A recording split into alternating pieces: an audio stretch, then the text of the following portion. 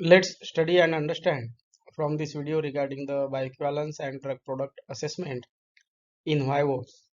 We will understand the purpose, historical perspective, study design, and the regulatory aspects.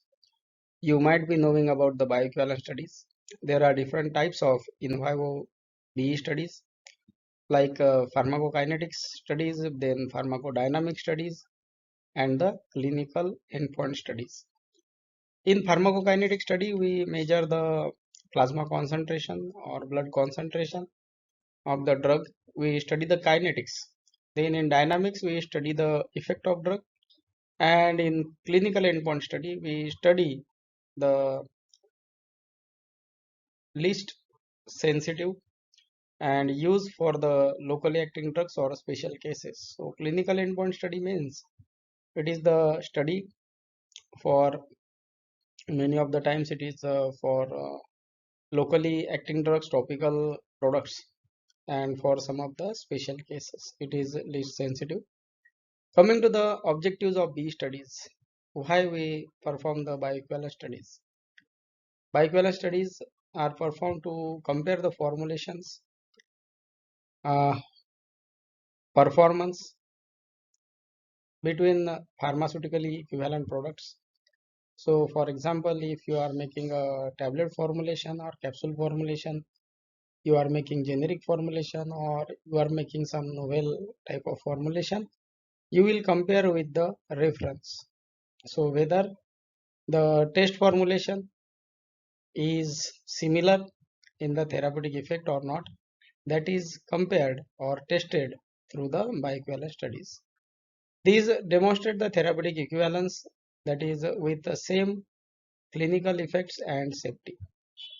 As the pharmaceutical formulations are required to be safe and effective, bioequivalence studies are performed. These are required for the generic formulations with the pharmaceutical equivalence like same API, same dosage strength, same indication, and equivalence for the same rate and extent of absorption. History of the BE evaluation, it went to 1960-70s. Advances in bioanalytical methods revealed the variability in genetics, and that's why there was a requirement that some studies are required to be performed to demonstrate the clinical behavior of the formulation and pharmacodynamic effects. In 1974, OTA study confirmed bioavailability differences would cause therapeutic failure. Then in 1977, FDA regulations in 21 CFR allowed ANDA with BE proof and introduced the biowaivers. In 1984, Hatch-Waxman Act finalized the generic approval via ANDA with BE evidence. So bioequivalence studies are required for the generic products. Evaluation of the statistical approaches. In 1970, the variation of 20% mean AUC to Cmax rule was there. In late 70s, 70-75 rule came. In 80s, the power approach came, and in 1986, two one-sided test, that is toast, we know procedure introduced with the B limits of 80 to 125, or in other terms it is 0.8 to 1.25. In 1991-92, shift to log transport ANOVA from the for the Cmax and AUC. So now it is Cmax and AUC ratio of the test and reference formulation for the geometric mean T by R ratio, as we know, it is required to be 80 to 125%. The key PK parameters in the BE studies are Cmax, AUC, Tmax, and sometimes it is truncated AUC or partial AUC. Cmax means the peak concentration, peak plasma concentration, which indicate the rate of absorption, and AUC, which is the area under the curve extent of absorption and denotes the overall exposure. Then Tmax is the time to reach the Cmax, so it is as a supportive data.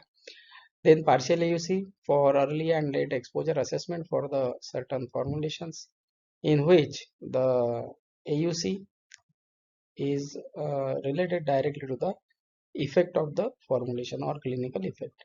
So the main aim is to test whether the test and reference product behaves similar uh, way in the rate and extent of absorption. There are certain BE designs. Uh, the designs are based on the molecule formulation design and the indications. USFDA provides the BE study design recommendations through the product specific guidances. Generally, two-way crossword design is performed. It is a single dose and performed in fasting condition in the healthy subjects. There should be adequate washout period between the treatments, and high strength products are tested unless there is a safety concern.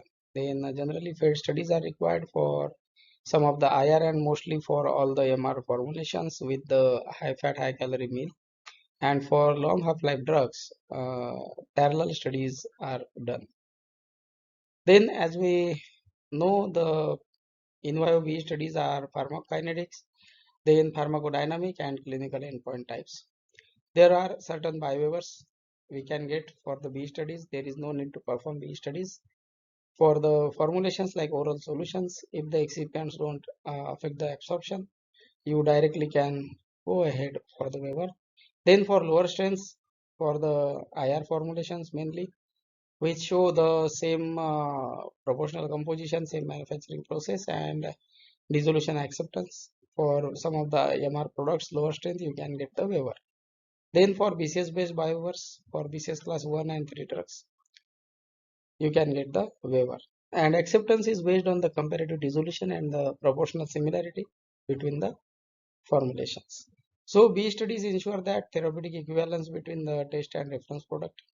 PK studies are performed for CMAX and AUC, and these are the gold standard for the evaluation. Regulatory guidelines are provided by many of the regulatory authorities like USFDA, EMA, WHO, and biowaivers are based on the science, and biowaivers are based on the solubility and permeability of the molecules. So whenever you are developing the formulation, from the beginning, understand the requirement of bioequivalence.